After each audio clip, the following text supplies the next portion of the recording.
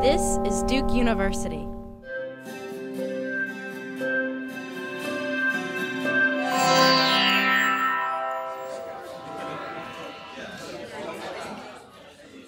So today I want to present some perspectives from a student, someone who's worked on international interdisciplinary teams in global health, and as someone who is actively and constantly thinking about my dissertation work, future projects, and what types of collaborations do I need to both most efficaciously and ethically address the questions that I'm interested in and serve the population that I seek to. The previous mention of the pedagogy of discomfort reminded me of one of the reasons I should mention why I actually love working in global health. And that's because global health seeks to answer complex questions in extremely difficult contexts. And it requires you to put aside all of your preconceived notions, and you cannot rely on much of the innate knowledge that we have about human interactions and health that we ourselves have gained through our own development and socialization, because many times we are coming into different cultural contexts.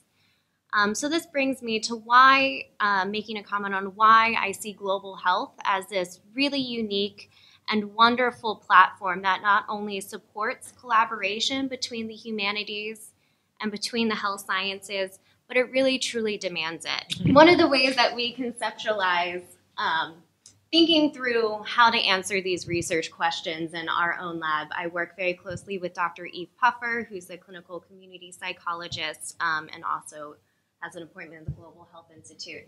So as previously mentioned, in global health, we're focused on the individual, and beyond just the parent, the doctor-patient relationship, we're interested in what really influences individual and population health.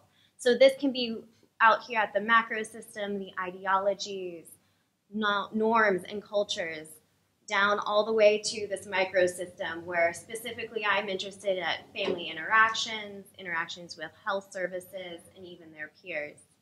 And I like this model too because it takes into account out here at the Corona system the impact of time, and we can't overlook the fact that history plays a very important role in the way that we view our current culture and society and health, and it will also shape the way that we interact in the future as well. So each discipline has its own unique strengths and weaknesses, and this is a point that I think came up earlier as well. Do you mind switching? Oh, I'm sorry. Yeah.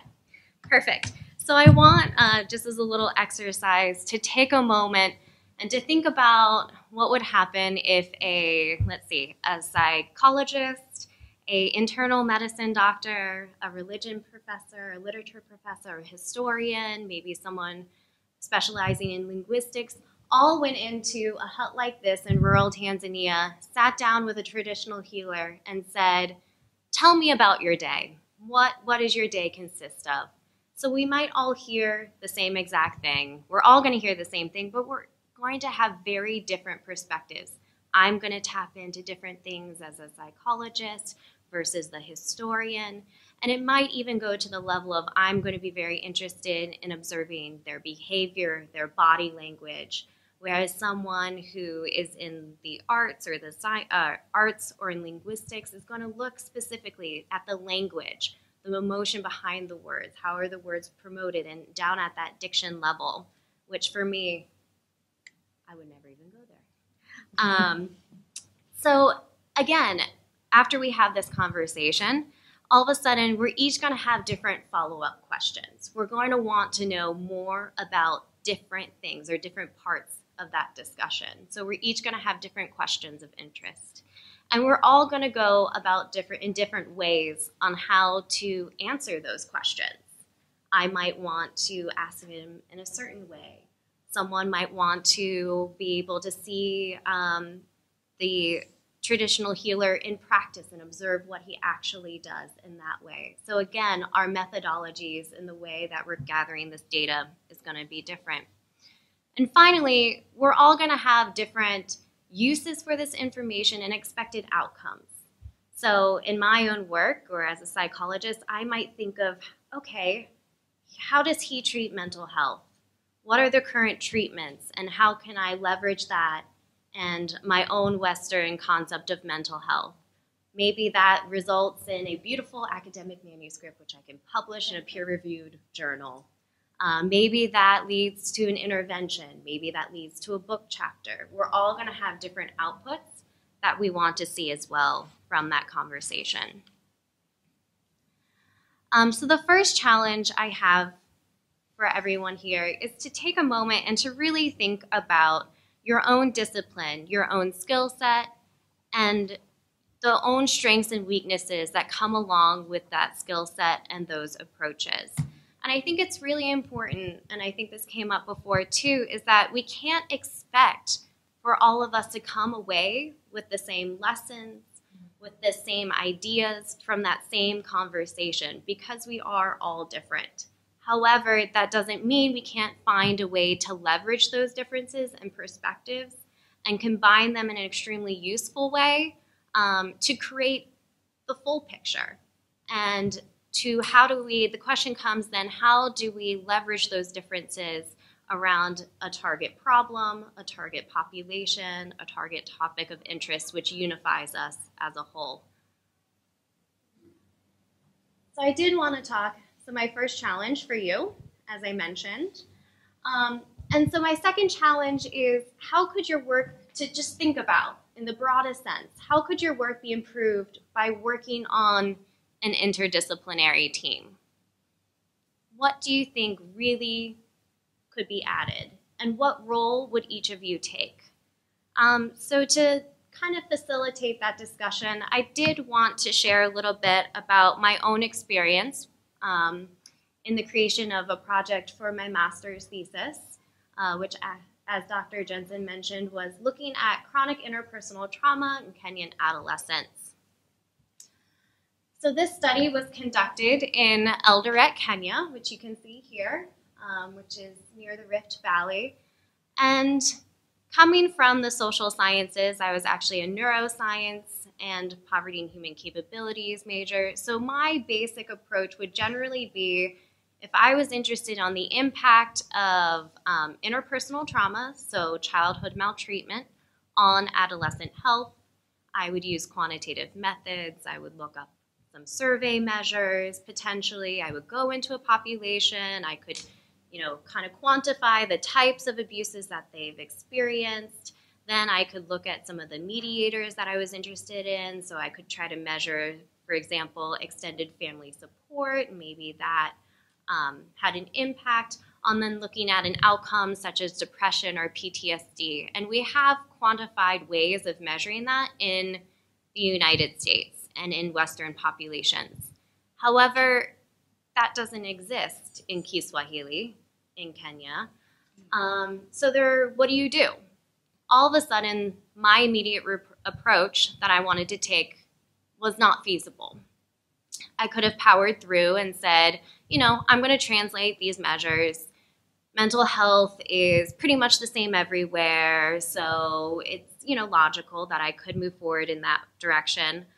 But then I started having conversations, and that's where it became interesting and my project really developed.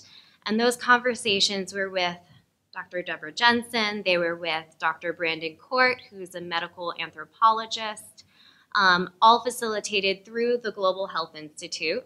They're all affiliated with that. And all of a sudden, all of my previous preconceptions were broken down. And this led to a very different approach, and I think a much richer and a much more interesting project overall.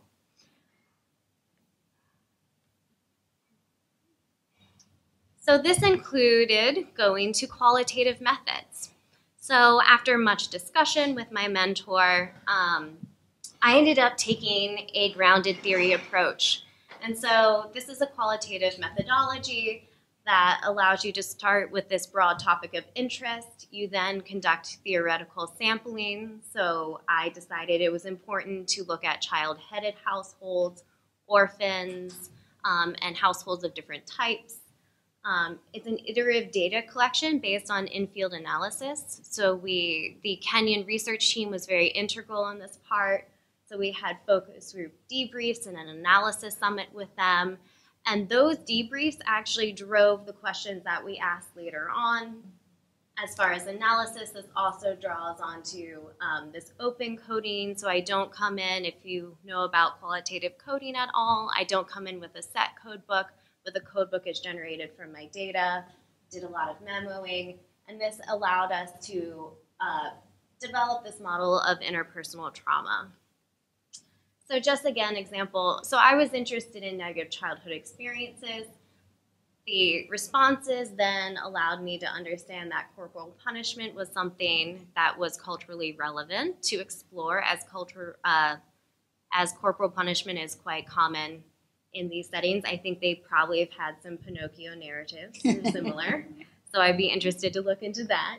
And then, again, the narrating, they saw a difference of being beaten severely versus or being beaten on a daily basis, that looked very differently than being beaten as a form of punishment.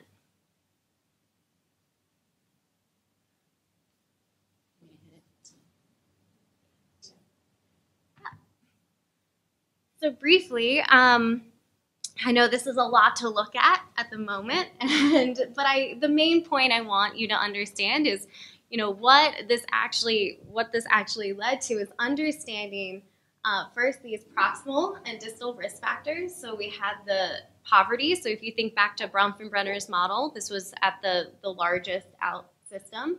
Caregiver stress could be from poverty. That could lead to parental drug use. That could lead to more marital stress and conflict.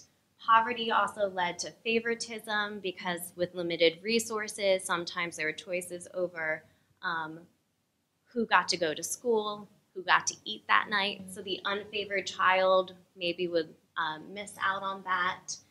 So all of these if you think about the distal level and the proximal level, impacted the exposures. And so then this is at the interpersonal level.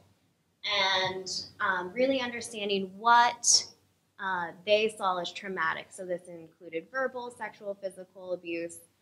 Some of the interesting things came out in this population that parental rejection was huge. And this emerged a little bit differently than we kind of conceptualize it in the US. And also child labor, which is not, again, something that we don't see in the US. And then going to these psychosocial impacts.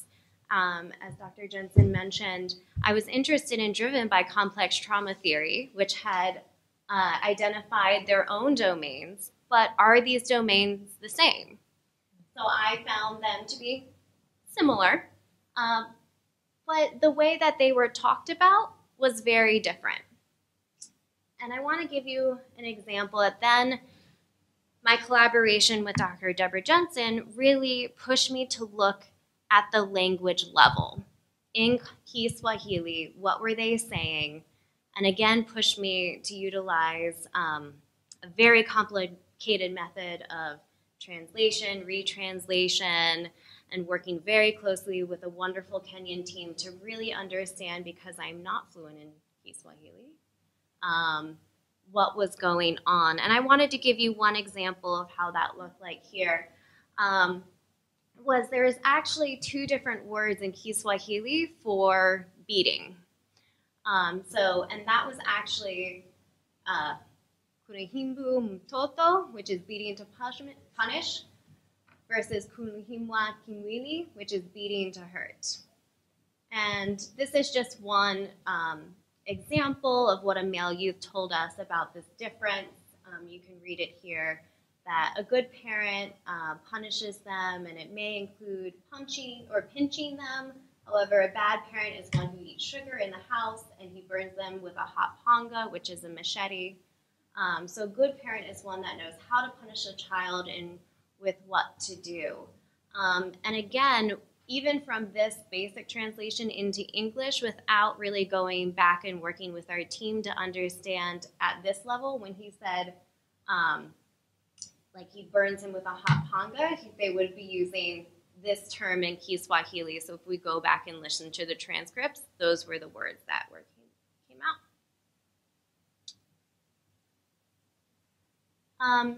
So why is this type of why is this type of research important when we think about moving from not only understanding issues of global health, but moving into the intervention space? So one of the things we did was really to identify pathways that would lead to abuse that led to these poor negative psychosocial outcomes. So here's just one example of a pathway where we have poverty leading to favoritism. For example, step-parents also say if an orphan dies, he or she will have reduced dependency. So therefore, the orphan is generally seen as a less favored child. This could lead to both conflict in the marital relationship, but also abuse of this child.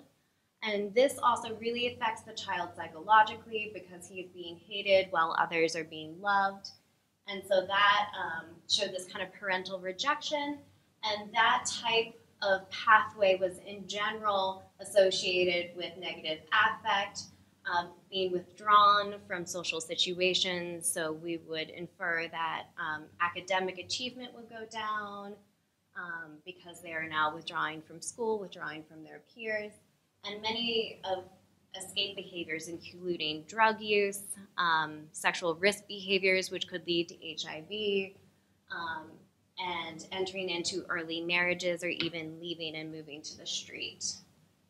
So why this is important is because this all of a sudden identifies places for intervention. So one of my biggest questions moving on is, do we need to include poverty alleviation efforts or economic empowerment and any community-based or family-based intervention or family therapy?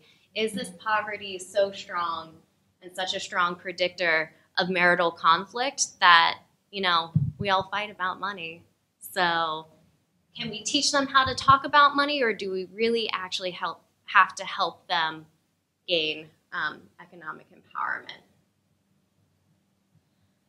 So I did want to take just a couple more minutes to reflect upon some of the other things that were said, and really why this question comes up of why global health humanities as its own entity. In its sense, why this term? Why is this helpful? And I think it's helpful because it places equal weight on the humanities and sciences in addressing questions of health. I don't feel, as someone who's in clinical training or someone who might be developing interventions or providing services, that makes my role any more important, or that I would be equipped at all to do that in this context without help from the humanities, without lessons from them, without very important and integral partnerships. It also brings up questions about what would it look like for humanities experts to go into the field. And I was trying to just think through that a little bit. What would it mean for me to work on the ground with someone who this might be a very specialized skill set, but who had specialties in Kiswahili or linguistics on that level? What would it mean if I went in with a historian who was able to help me understand the impact of tribal conflict, the impact of colonization on the way that I interact with my families? And as a white American, how does that history interact the way that I interact with the target population? And what are the best approaches? Do we want to work at the family level, community level? Do I need to work through churches? Do I want to work through the medical center? Even the history of HIV and AIDS and the interaction is extremely important. For one example, when we were conducting all of this work 2 summers ago, we always tried to meet at a neutral place away from the medical center, because the instant we said we want to talk about your problems, they thought we wanted to test them for HIV. And that would completely bias any conversation that we could have. Some of the things I would also be interested in is some of the things we've tried. And I will tell you, global health will keep you humble because we failed terribly at it. Was looking at the potentially developing role plays as part of this intervention. So how can we role play positive parent-child interactions, role play positive marital interactions in a prevention or intervention program? Also, we talked briefly the integration of the community's hopes and wishes and their desires. We generally in our lab try to take a community participatory research approach where we meet with community leaders and really try to hear their solutions. We run all of our data findings by them before we publish, before we write up any manuscript, have debriefing sessions with that. But how can that be pushed further? And how can we take that even a step farther?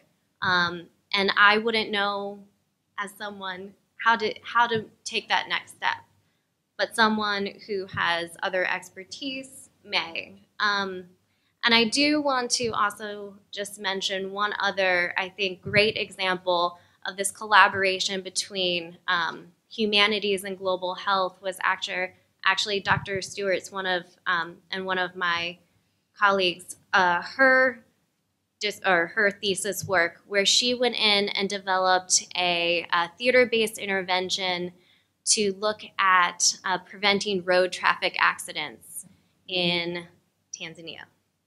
And that was just such a creative and unique opportunity. And so my question for today's discussion is, how do we harness all of our unique ideas and perspectives? And how do we actually make the space to have that conversation without stepping on anyone's toes? Because at the end of the day, we all have limited time. We all have competing priorities. We're expecting different outcomes, and we have different skill sets. But I really would hope that that doesn't lead to conflict, but could come together in collaboration.